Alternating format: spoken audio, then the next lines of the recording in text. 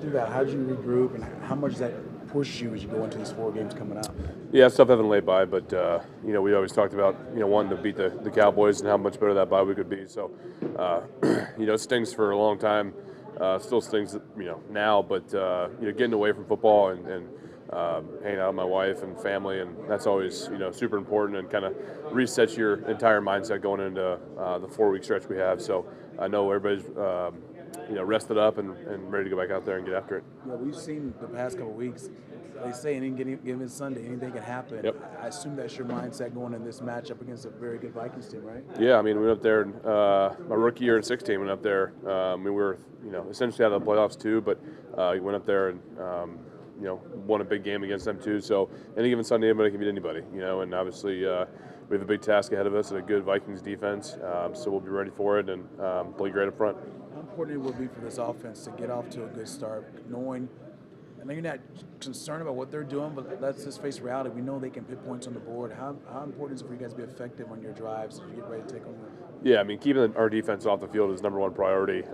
We had those short field turnovers, which really cost us last week, and put our defense in a hard situation. So keeping them off the field, establishing drives, is obviously huge for us, and getting off to it right off the bat is crucial.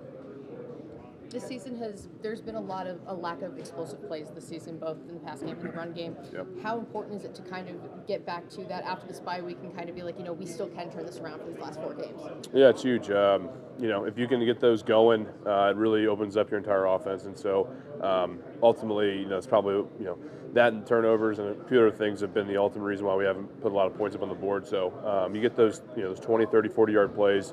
It really puts them on their heels. And also just it's a morale booster for the entire team. So love to get a few of those this week and, have a fun day in Minneapolis. Your playoff contenders in each of the next 3 weeks. Is there value in being a spoiler? Absolutely. I mean, you're still playing week by week. It's always tough to go out there and play. I mean, it's still a physical game, and sure, our season, is not the way anybody saw it going. But if you can spoil somebody else's season, sure.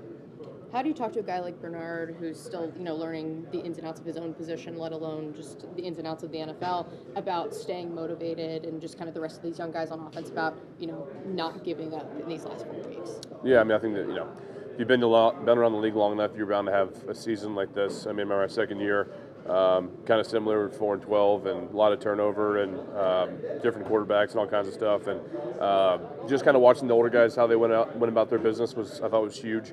It's not so much exactly what you say, but how you act and how you practice and how you go about doing things. I think that ultimately sets the precedent for those young guys and continues on the line.